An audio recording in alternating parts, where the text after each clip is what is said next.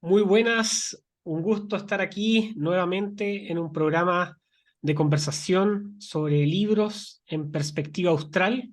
Quien les habla, Andrés Barrientos. El día de hoy tengo un invitado muy especial para compartir con ustedes, el cual es Alejandro Peña Esclusa, un gran defensor de la libertad en nuestro continente. Muy bienvenido, Alejandro. Placer, Andrés. Muchas gracias por la invitación. Bueno, lo que nos convoca, Alejandro Peña Esclusa, para los que no conocen muy bien aquí en Chile o en algunos otros sectores en Latinoamérica, es escritor, es analista, consultor político, venezolano, experto en temáticas relacionadas con el Foro de Sao Paulo.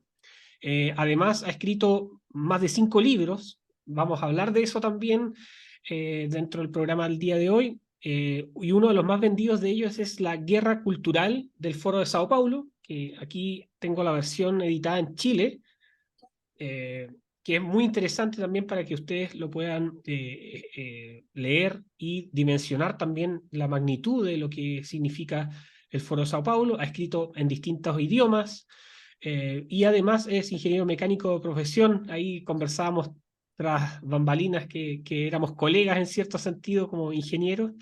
Así que muy bienvenido, presidente también de la ONG Fuerza Solidaria y un sinfín de actividades relacionadas con defensa de los derechos humanos, liderazgo en protestas contra el régimen de Chávez, etcétera.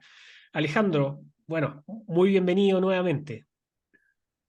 Encantado, Andrés. Por cierto, me alegra mucho esa portada de la edición chilena de la Guerra Cultural del Foro de Sao Paulo, porque esa portada refleja las protestas vandálicas, los choques vandálicos que hubo debido a la agresión de la izquierda en el final de 2019. Entonces, esa es una obra que refleja también una defensa cultural frente al marxismo cultural. Está la versión colombiana de ese mismo libro con otra portada, la versión de Amazon y diversas versiones en inglés, portugués, italiano, esloveno, húngaro. Realmente ha tenido buena pegada. Buenísimo. Sí, para los que nos ven desde Chile, lo pueden adquirir en editorial Entre Zorros y Erizos. Así que ahí les vamos a dejar también los links para que puedan adquirir el libro en sus distintas versiones y en todas partes también del mundo, que también se ve que está en Amazon.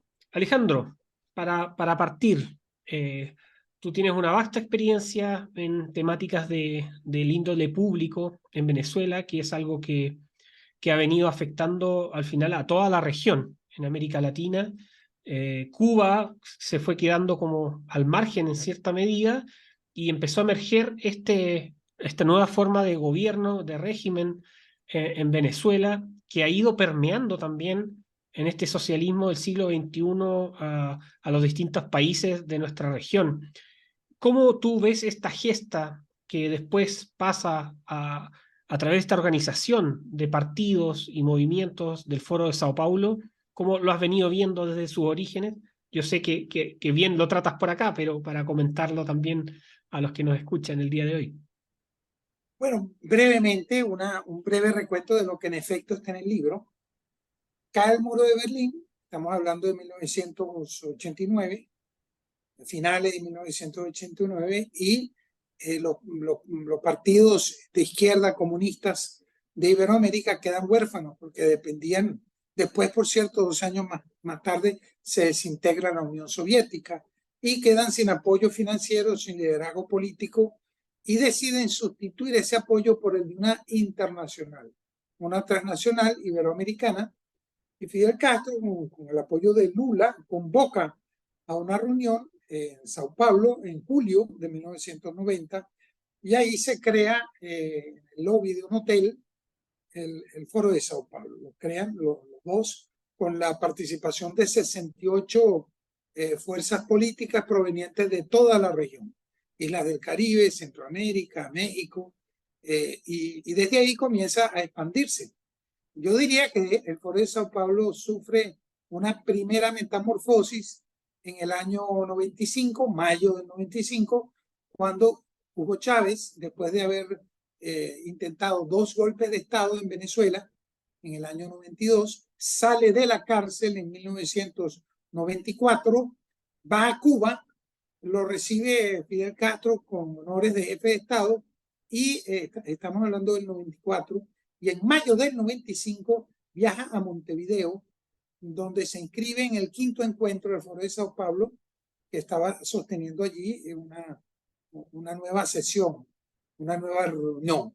Y ahí deciden, llegan a un acuerdo, todas las fuerzas de izquierda del Foro de Sao Paulo apoyarían una futura candidatura de Chávez a cambio de que cuando Chávez llegase al poder los financiase.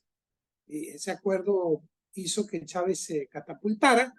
Él gana las elecciones en buena lid, por cierto, en 1998, diciembre, y a partir de ese momento comenzó a financiar con petrodólares y con maletines llenos de dinero y con contratos a todos los candidatos del Foro de Sao Paulo. Ese apoyo fue fundamental para alcanzar 14 gobiernos, algo nunca antes visto en la historia de la región. Ninguna corriente política había logrado eso. Eso fue, digamos, un punto culminante del Foro de Sao Paulo en el año 2009. Ya después comienza a retroceder, pierden elecciones porque son muy malos gobernando y ahora están en un nuevo apogeo. Cuba siempre tuvo la mano metida, siempre tuvo un rol protagónico en el Foro de Sao Paulo, y en conclusión y en resumen yo diría que ellos lograron reconquistar en Iberoamérica lo que se perdió en la Unión Soviética y en Europa Oriental. ¿Cómo lo hicieron? Bueno, eso ya es otra parte de la historia, pero eso es un resumen muy apretado de qué es el Foro de Sao Paulo, cómo funciona, y su última reunión la acaban de tener hace pocos días. En Brasilia, tengo entendido. Sí, señor, en Brasilia.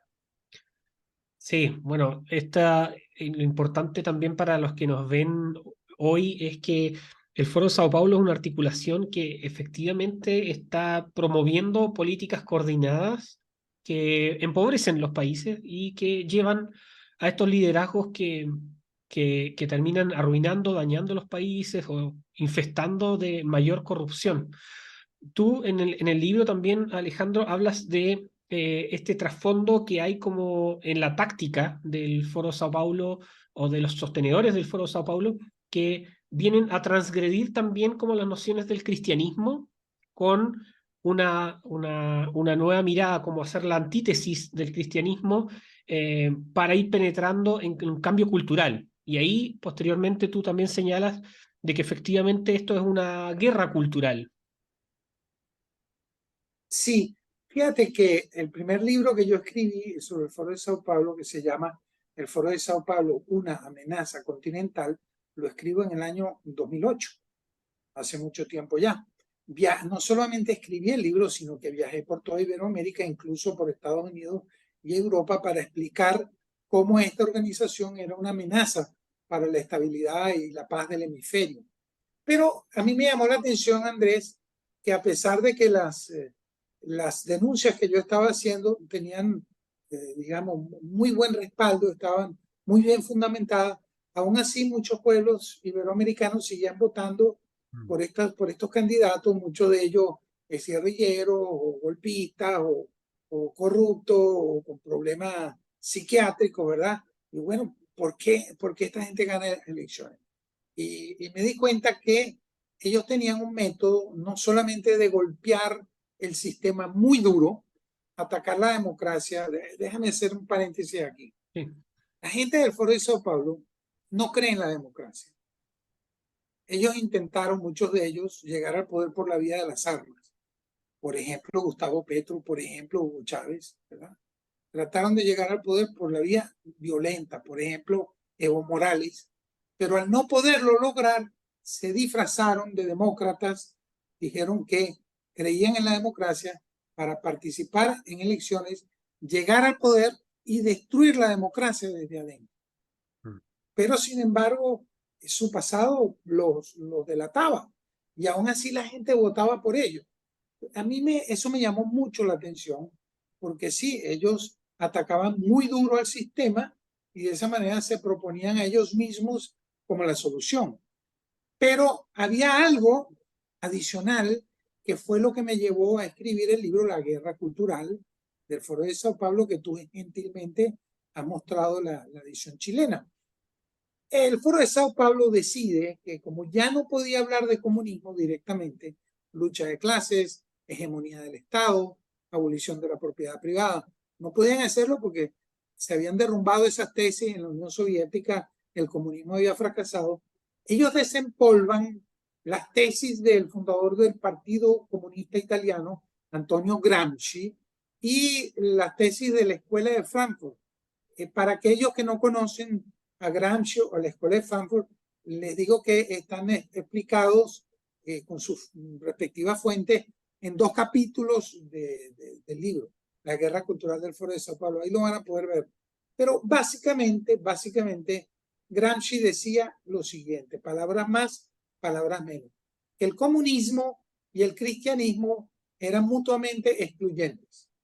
Es decir, no se podía imponer un modelo comunista en una sociedad si antes no se destruían los valores y los principios cristianos. No solo su religión, sino también la cultura cristiana que está imbuida en Occidente. Y la Escuela de Frankfurt desarrolla una cantidad de mecanismos, una cantidad de teorías para ir demoliendo estos valores, estos principios, para hacer la sociedad cada vez menos creyente en lo trascendente. Es decir, que el alma es inmortal, que Dios existe, que estamos hechos a la imagen y semejanza de Dios, que la vida humana es sagrada, que hay que defenderla desde el momento mismo de la concepción, que el hombre es custodio de la naturaleza. Todos esos conceptos, demolerlos y lanzar unos conceptos más bien materialistas o inmanentistas, es decir, el alma no es inmortal, el hombre es un animal más, pero inteligente, el aborto está justificado porque el disfrute del sexo es un derecho humano y por lo tanto para que la gente pueda ejercer libremente pues su práctica sexual y si viene, se sale embarazado, bueno, se justifica el aborto, que la muerte en la vejez debe ser digna, entonces se justifica la eutanasia y así sucesivamente. Siendo uno de los, para terminar, apreciado Andrés, siendo uno de los elementos más novedosos, más recientes y más fuertes, más duros, más dañinos, el de la ideología de género. El que el sexo no viene determinado por la naturaleza, o sea, varón-hembra, lo que dice la naturaleza, sino que viene dado por la autopercepción. Yo tengo el sexo que yo creo que tener independientemente de lo que la naturaleza me haya dotado. Y claro, primero comienzas por una letra, por lesbiana, gay, después le vas metiendo otras, ¿verdad? LGTBI, transexual, etcétera, etcétera, porque una cosa va llevando a la otra y eso es específicamente en contra de la familia. Todo esto está explicado en el libro, La Guerra Cultural del Foro de Sao Paulo. Los que están en Chile, pues lo pueden adquirir a través de esa editora, entre Zorros y Erizos, y en la principal librería de Chile. Y los que están fuera de Chile, a menos que estén en Colombia, que también se venden en las librerías, lo pueden conseguir a través de Amazon. Hay versiones en Amazon online, o sea, electrónicas, y hay versiones impresas que Amazon las envía a través de courier a la casa de cada quien que lo pida. Todo está explicado con detalle, lo que es relatado en palabras muy apretadas.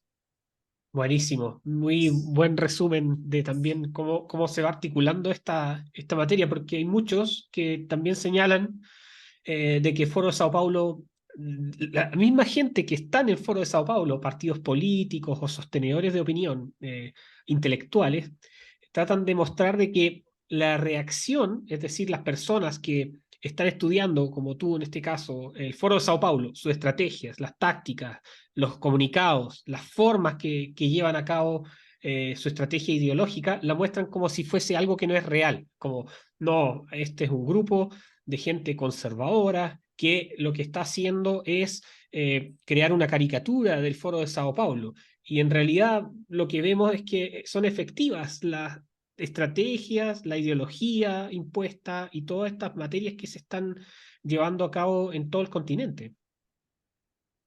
En el caso particular de mis libros, yo me siento muy orgulloso. Digo mis libros porque yo he escrito en total 10 libros, pero sobre el Foro de Sao Paulo he escrito 5. Yo fui el primero en escribir un libro sobre el Foro de Sao Paulo en idioma español.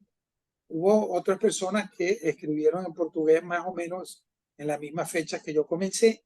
Yo tengo ya 28 años dándole seguimiento al Foro de Sao Paulo, pero yo me siento muy contento y muy orgulloso de que en mis libros yo todo me baso en lo que el mismo Foro de Sao Paulo dice. O sea, yo cito lo que ellos dicen y pongo la fecha, pongo la fuente y que la gente llegue a su propia conclusión. Es decir, no soy yo quien dice que el Foro de Sao Paulo promueve el aborto o la ideología de género o el indigenismo o el plurinacionalismo o multiculturalismo. No soy yo quien dice eso, que promueven la legalización de las drogas. No, son ellos que lo dicen y digo, aquí está el documento, aquí está la fecha y aquí está la fuente. De tal manera que las personas que lean mis libros no se basen en mi opinión, sino que hagan su propio estudio y lleguen a su propia conclusión. Claro, hay unas cosas también que son bien interesantes que tratas en el libro de la guerra cultural del Foro de Sao Paulo, que es todas estas identidades que empiezan y neoideologías, que son el ecologismo, el indigenismo, con políticas como la plurinacionalidad, etcétera, pero también algo que no se habla mucho, porque también ya se está hablando de esto de la ideología de género, pero sobre la santería, la brujería, que uno lo ve cuando, me acuerdo, Hugo Chávez exponía distintas materias, siempre tenía una forma de mostrar como la santería. En Chile se ha descubierto, por ejemplo, en casas de narcos, todo el tema del culto de la brujería, la santería. Y hay una vinculación ahí, Alejandro, en esta como materia, porque uno la ve, la ha percibido en algunos liderazgos, y claramente si es que se está hablando de también una, abolición de ciertos valores tradicionales o como de la perspectiva trascendental, estas jugadas medias oscurantistas también entran en el juego de la política en el continente. Bueno, sí, sí, muy interesante lo que preguntas, Andrés, porque ¿qué explico yo en el libro? Fíjate, que el ser humano, quieranlo reconocer o no los ateos, es profundamente espiritual. Cuando hay un proyecto para destruir la parte trascendente del ser humano, su alma, la trascendencia de su alma que tiende hacia la eternidad, ¿verdad? Entonces, ¿qué pasa? Que eso tiene que ser llenado de alguna manera. Y aún aquellos que dicen que no tienen alguna fe, terminan siempre con algún tipo de creencia. En el caso del Foro de Sao Paulo son dioses paganos, son santería, es brujería, pero ellos que se dicen ateos creen en estas deidades, en estas divinidades que son divinidades malignas. Mm. Eso es importante para ellos porque fíjate, eso que hace la gente del Foro de Sao Paulo es terrible, es muy cruel. Condenar, por ejemplo, a Venezuela, un país que fue el más próspero de Iberoamérica, al hambre y a la miseria, o favorecer a la guerrilla, favorecer al narcotráfico que tanto daño hace, o ir en contra de la familia, o tener presos políticos como los hay en Cuba, en Bolivia, en Venezuela, en Nicaragua. Eso que hizo el gobierno nicaragüense, el régimen nicaragüense, de encarcelar a los candidatos opositores y a 200 más, y despojarlos de su nacionalidad, expatriarlos, confiscarles sus bienes, eso es maldad pura. Y a veces la manera de sofocar, suprimir el sentimiento de culpa que una persona tiene después de hacer tanto daño es a través de estas creencias, llamémoslas metafísicas malignas, que les hacen sentir que, bueno, que es su derecho, que están haciendo lo que corresponde, o qué sé yo, acallar su sentimiento de culpa y justificar su maldad.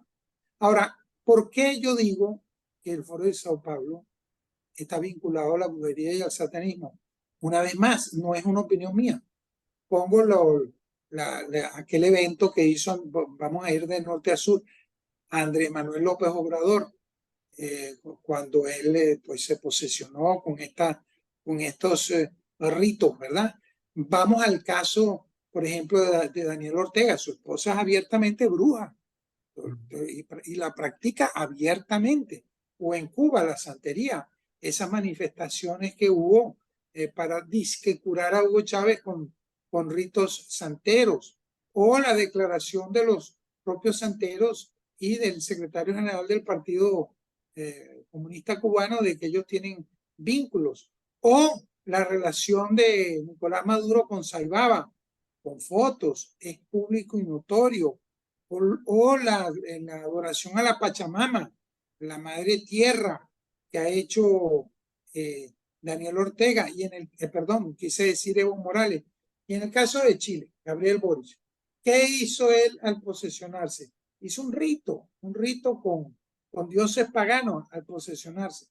No soy yo el que lo dice, sino lo que yo hice en ese capítulo es un recuento de las actividades que ellos hacen, digamos, vinculados a estos ritos paganos, deidades paganas que tienen unos conceptos terribles. Es un retraso, es un regreso a lo más oscuro, a lo más primitivo. Bueno, este tipo de ritos es lo que justificaba en el mundo azteca, pues sacrificar seres humanos y arrancarles el corazón. Eso también es un rito pagano. Esta gente pues regresa a ese oscurantismo.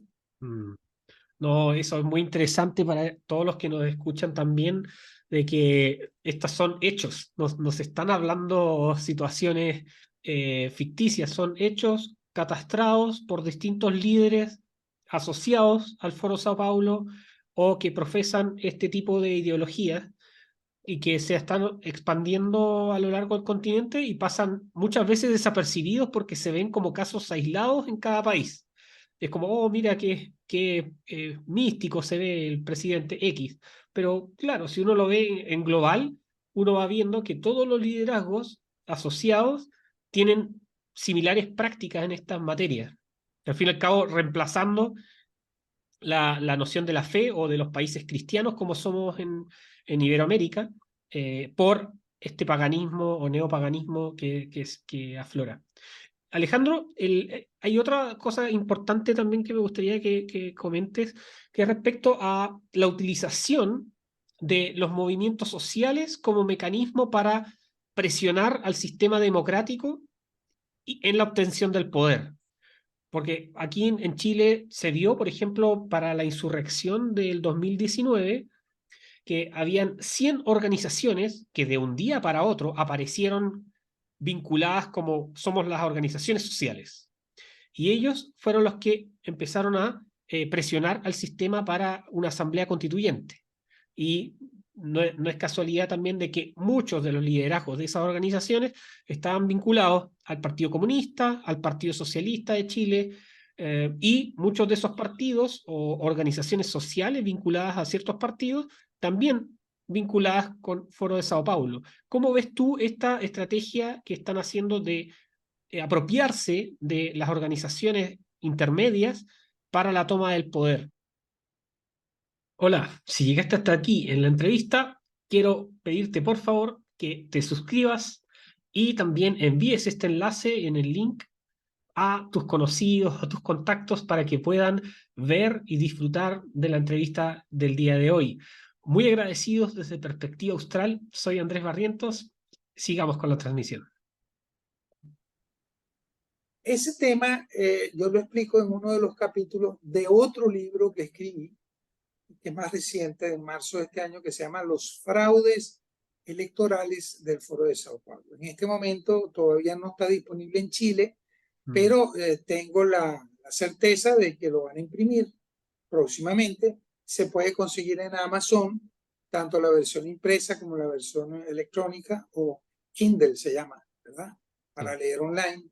Y en uno de los capítulos explico que estos tales movimientos sociales no son tal cosa, son protestas vandálicas impulsadas desde afuera, con cómplices dentro del país, y que son grupos itinerantes, porque viajan incluso expertos en esto, vamos a llamarlo guerrilla urbana o terrorismo urbano.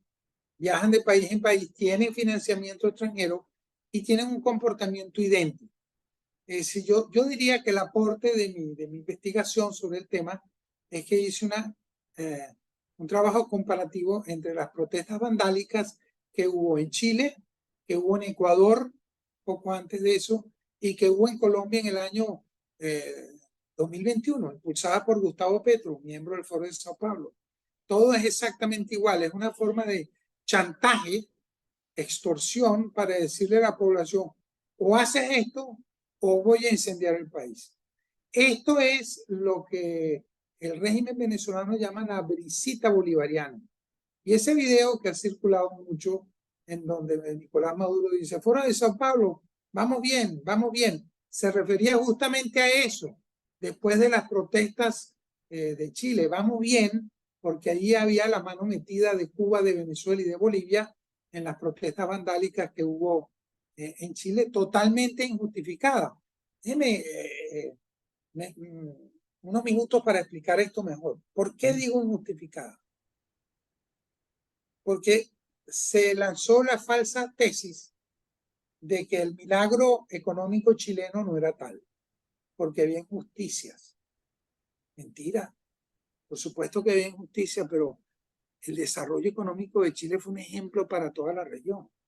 Se utilizó las supuestas diferencias sociales, que por supuesto habían, pero que estaban en camino de cada vez más atenuarse, para lanzar estas protestas, utilizando como excusa un minúsculo aumento en el pasaje del metro.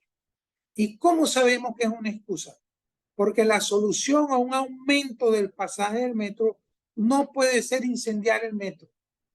Eso significa que no les interesaba el bolsillo de los pobres, sino que le destruyeron el mecanismo de transporte de los pobres. Lo que querían era desestabilizar. Y así actúa el Foro de Sao Paulo. Utiliza algunos argumentos como excusa, cuando en realidad no le importa el bienestar de la población. Lo que les interesa es el poder. Y una vez en el poder, enquistarse y enriquecerse, como lo ha hecho Nicolás Maduro, como lo ha hecho Daniel Ortega, como lo han hecho los Castro en Cuba. Claro. Y lo que mismo está pasando ahora en Chile, que los que protestaban ahora son parte del gobierno, y recientemente, hace una o dos semanas, se está descubriendo que están utilizando mecanismos de transferencias directas desde distintos ministerios, principalmente el Ministerio de la Vivienda, para financiar fundaciones de ellos mismos en actividades que no hacían. Organizaciones políticas de fundaciones, pero que les entregaban 200 millones de pesos, 400 millones de pesos para pintar fachadas de edificios, que cosas que no tienen relación con el giro de la... Y así se van enriqueciendo, claro. Bueno, una vez más, el trabajo comparativo es muy importante, porque si eso solo hubiera pasado en Chile, uno diría: bueno, son cosas del gobierno de Gabriel Boric. Pero no, todos hacen lo mismo porque todos creen o están convencidos de que, como son comunistas, lo que ellos hagan está justificado. Mientras que lo que hagan sus adversarios, la derecha, solo por ser de derecha, está injustificado. Es decir, ellos tienen una doble moral. Cuando ellos delinquen, está bien. Cuando el otro delinque, o aún siendo inocente, hay que atacarlo porque es de derecha. Eso del fin justifica los medios, es una forma de actuar y de ser permanentemente, no solo en Chile, en toda la membresía del Foro de Sao Paulo. Eso es muy importante. Y lo otro que se ve y que también trata en el libro es cómo manipulan la información para, incluso cuando les conviene, no respetar los procesos electorales tal y cual están. El ejemplo que tú das muy bien es el proceso de paz, entre comillas, de Colombia, o el tema de la constituyente venezolana, podríamos citar también el caso chileno de cómo un plebiscito que señalaba en la Constitución de que se cerraba el proceso constituyente, lo abrieron nuevamente cuando ya la gente votó un rechazo a la Constitución. ¿Cómo ves eso tú, Alejandro, también en esta mirada como perspectiva global también de la materia de la estrategia? Bueno, también he hecho un trabajo comparativo al respecto, está explicado en mi nuevo libro, Los fraudes electorales del Foro de Sao Paulo. Ahí dedico un capítulo a Colombia y digo que Petro ganó con fraude, pero que el fraude comenzó 6 años antes. ¿Cuándo? Cuando un referéndum que ganó el no, no queremos el proceso de paz, hubo una maniobra política y respetaron la voluntad de los colombianos e impusieron el sí, el proceso de paz. El proceso de paz le abrió la puerta a la posibilidad de que Petro llegara a la presidencia de Colombia. De no haber habido el proceso de paz, que vuelvo a decir fue rechazado por el pueblo en referéndum, en plebiscito, ¿verdad? Él jamás hubiera llegado a la presidencia. Entonces, en Venezuela, por ejemplo, el libro, Los fraudes electorales del Foro de Sao Paulo, hace un recuento histórico de cómo el fraude avanzado, el fraude del siglo XXI, en el libro, se desarrolló en Venezuela durante alrededor de 30 procesos electorales que se constituyeron en un laboratorio para el régimen venezolano con apoyo cubano para desarrollar técnicas avanzadas de fraude electoral. Fraudes que comienzan meses antes de las elecciones, que terminan semanas después de las elecciones, que incorporan todos los aspectos de una elección, desde que escoger a las autoridades electorales, modificar o adulterar el padrón electoral, contratar software manipulado para ya sea votar o ya sea contabilizar, totalizar los votos, encuestas amañadas, como se ve ahorita en España, por ejemplo. Todo esto forma parte del fraude electoral avanzado, del fraude del siglo XXI, que fue desarrollado en Venezuela y que se ha exportado en toda la región. Evo Morales, por ejemplo, cometió un fraude electoral a finales de 2019. Él dice que no, y por eso tiene preso injustamente a Yanine Áñez. Pero sí, por supuesto que cometió un fraude. Entonces, hay que estar atento. A mí me parece que haya habido un plebiscito de salida en Chile y que se haya dicho, no, esta constitución no va, y que aún así hayan abierto un nuevo proceso, eso también es un fraude. Ahí se irrespetó los términos planteados, los acuerdos. El Foro de Sao Paulo no respeta ningún acuerdo. Ellos solo respetan los acuerdos que les favorecen, y los que no les favorecen los bombardean. Sí, oye, Alejandro, ahí me gustaría hacerte una pregunta también relacionada con el mismo tema de los fraudes. A veces existen partidos de centro derecha, que se les gusta llamar, que tienden a ser complacientes con todos los sostenedores de esta ideología neocomunista, podríamos decir, post caída del muro, y tienden a establecer negociaciones donde cuando uno analiza como los resultados de esas negociaciones, muchas veces es solo ganar para parte de las izquierdas radicales del foro. ¿Cómo ves tú ese mecanismo que a veces tiende a ser quizás algo cultural dentro de nuestra idiosincrasia, de partir negociando, cediendo cosas que pueden ser fundamentales, como por ejemplo una constitución política? A ver, Andrés, fíjate, hay un fenómeno que afecta a la derecha y a la centro derecha, que es el desconocimiento de lo que es el marxismo cultural. Tú ves mucha gente que se dice de derecha porque en lo económico son de derecha, creen en el capitalismo, creen en la iniciativa y en las empresas privadas, ¿verdad? En el libre mercado, creen en todo eso en lo económico.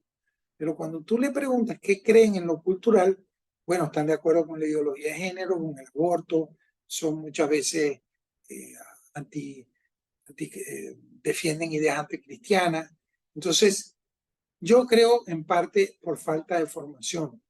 He dicho varias veces que los partidos políticos de centro derecha y de derecha abandonaron uno de los aspectos más importantes de un partido, que es la formación de nuevo liderazgo. Eso hace 40 años no era así.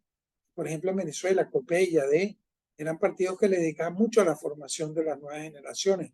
Hoy en día eso se ha abandonado, los partidos se han convertido en organizaciones clientelares, ofrecen a su membresía acceso al poder, acceso a cargos, compartir el poder, puestos en la burocracia, y han abandonado la formación.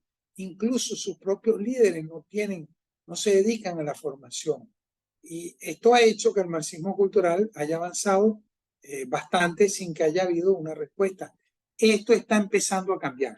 Entonces, sí hay un cambio, no suficiente, pero además hay otro aspecto muy importante, Andrés, y es que hay unas fuerzas globales que podríamos llamar la Agenda 2030, por ejemplo, que ofrece dinero, que ofrece poder, fuerzas globalistas, que de alguna manera tienen vínculos con la derecha y con la centro-derecha. Es decir, muchos partidos de derecha y de centro-derecha siguen lineamientos de organizaciones internacionales vinculadas al progresismo, que son los que lo financian. Entonces, a veces terminan cediendo en cosas que les hacen daño a ellos, a esos partidos, pero para recibir el financiamiento de los promotores de la Agenda 2030, y no entienden el peligro. O sea, ya no es una cosa solo de derecha e izquierda, ahora es la agenda global progresista contra la defensa de la nación, los valores, no solamente los valores tradicionales de nuestros países, sino la cultura cristiana y todo lo que tiene que ver con eso. No, buenísimo alcance, Alejandro.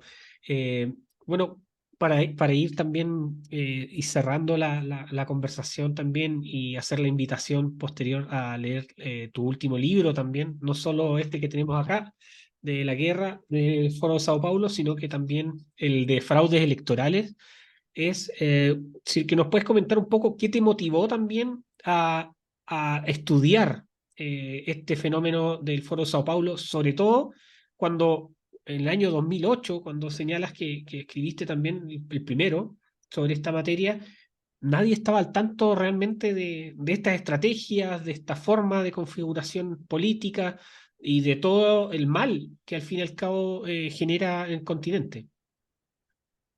Los fraudes electorales del Foro de Sao Paulo lo escribí después de que observé que el fraude perpetrado por Evo Morales en el 2019 era idéntico, una copia de lo que se hacían en Venezuela, paso por paso. Eso está explicado en el libro, en el capítulo dedicado a Bolivia. Entonces dije, no, mira, esto se exportó. Esto que se hizo en Venezuela se exportó. ¿Y por qué lo exportan? Andrés, porque la primera camada, el primer avance del Foro de Sao Paulo, sus candidatos llegaron en buena lid, como dije. Chávez ganó las elecciones. La primera elección que ganó Evo Morales la ganó. La primera que ganó Rafael Correa la ganó. Lo mismo que Lula. Representaban una esperanza, porque la gente no los conocía. Y Claro. creían que era una esperanza. Pero ya todos ellos gobernaron e hicieron unos gobiernos terribles. De tal manera que en el año 2009 tenían 14 gobiernos y comenzaron a caer uno tras otro por sus malas gestiones de gobierno. Uno porque los destituyeron, el primero de ellos fue Mel Zelaya en Honduras, luego fueron destituyendo a otros como el obispo, ¿cómo se llama? El paraguayo, Ay. ¿verdad? ¿Mm? Igual pasó, igual Fernando Lugo, igual pasó con Dilma Rousseff, la destituyeron, y otros fueron perdiendo elecciones, perdieron elecciones en Chile, Michelle Bachelet, perdieron elecciones en Argentina y ganó Macri, perdieron elecciones en Ecuador, y así fueron perdiendo el poder, y llegaron a solo 4 gobiernos, Andrés, solo 4 gobiernos.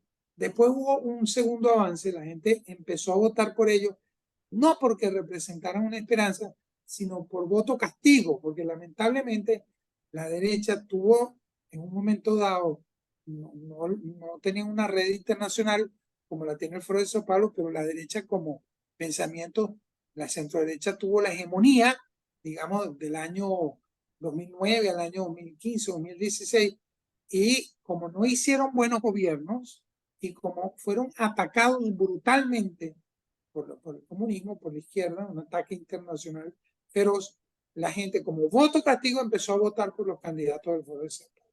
No porque creyera en ellos, no porque pensara que ellos fueran a resolver los problemas, fue un voto castigo.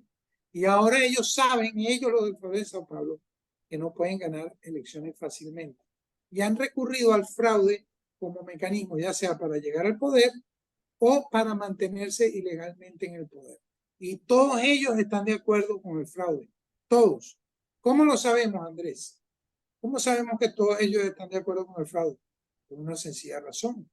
Porque cuando en el año 2021 Daniel Ortega encarceló a todos sus adversarios, 7 en total, hizo las elecciones y se proclama ganador, todos los miembros del Foro de Sao Paulo lo felicitaron, sabiendo que había un fraude descarado. ¿Cómo van a reconocer una elección de acuerdo con el fraude? Entonces, esa es la prueba, digamos, la prueba principal de que todos ellos comparten ese mismo deseo de hacer fraude si lo pudieran hacer. Por eso mi libro explica cómo lo hacen, cuáles son los mecanismos del fraude avanzado del siglo XXI y qué hacer para contrarrestarlo. Claro, una especie de el fin justifica los medios para todos estos sostenedores del socialismo del siglo XXI. Así es. Por cierto, ese libro también está traducido y se consigue en Amazon en inglés y en portugués. Y fíjate tú, lo tradujeron al esloveno, porque el fraude se está exportando a otras partes. ¿Cómo es posible pues que en África, en Kenia, en Nairobi, hayan detenido a 3 venezolanos con material electoral justo antes de una elección? Material electoral no declarado. Entonces uno dice, bueno, y esto del fraude se desarrolló en Venezuela, pero se está exportando a muchas partes. Entonces, me pareció importante que el libro se escribiera, pero lo han traducido a otro idioma porque hay mecanismos similares que están identificando en otras partes distintas a Iberoamérica. Ahí vemos que claramente cuando ellos hablan de democracia, lo que menos son es demócratas. Sí, exactamente. Sí, bueno, para ir cerrando ya, Alejandro, tú también hablas de la importancia también de articulación internacional de, de las personas que defendemos la sociedad libre y responsable, de poder denunciar estos tipos de actividades ilícitas del Foro Sao Paulo, de algunos de sus sostenedores, y además fortalecer los lazos internacionales. Sí, sí, eso es así como lo hacen ellos, tenemos que hacerlo nosotros. Por mi parte, yo con mis libros he tratado de dar elementos para que la gente conozca al adversario, porque si no lo conoce no lo puedes combatir. Entonces, son libros muy sencillos, muy fáciles de leer, capítulos cortos, y son como una especie de manual abre boca. Es decir, el que quiera saber más, lee mis libros y tiene todos los elementos, puede buscar la fuente, puede formarse leyendo los libros que yo he leído, pero son como un índice de estudio, fáciles de leer y con un lenguaje sumamente potable. Así que ese es el aporte que hago y siempre, siempre en mis libros yo hago un llamado a la esperanza, al optimismo, porque lo que nosotros defendemos son los valores, los principios de nuestra civilización, la democracia, el bien común. En cambio, esta gente son malandros. Ellos tienen que mentir, tienen que hacer lo que llaman narrativas o relatos, Claro. que no es otra cosa que mentiras, para engañar a la población. Llegan al poder y después se hunden. Gabriel Boric se ha convertido en el presidente más impopular de la historia de Chile, pero algo parecido está pasando con Petro en Colombia y con Lula en Brasil. O sea, son gente que engañan para llegar al poder. Dígame Maduro, Venezuela no lo quiere nadie y todo el mundo sabe que él no gana elecciones, que se mantiene en el poder por la represión. Entonces hay que tener esperanza, hay que ser optimistas, pero también hay que luchar. Y mis libros son una invitación a tener esperanza y a luchar. Excelente. Bueno, muchas gracias Alejandro por esta conversación muy agradable y invitar a todos los que nos escuchan el día de hoy. Vamos a dejar los links acá abajo para que ustedes puedan ingresar a Amazon, lo puedan comprar en Chile también, en editorial Entre Zorros y Erizos. Y bueno, Alejandro, desearte lo mejor en todo lo que estás emprendiendo y felicitarte también por este arduo trabajo que vienes realizando, ilustrando algunas materias que para muchas personas son desconocidas respecto a estos líderes internacionales y que tenemos en el continente infestado de socialismo. Muchas gracias, Alejandro. Igualmente, Andrés, muchas gracias a ti. Realmente ha sido una conversación agradable. Te deseo lo mejor y muchos saludos a todos aquellos que tuvieron la paciencia de escucharme. Un abrazo y hasta luego. Un abrazo, hasta luego. Chao, chao.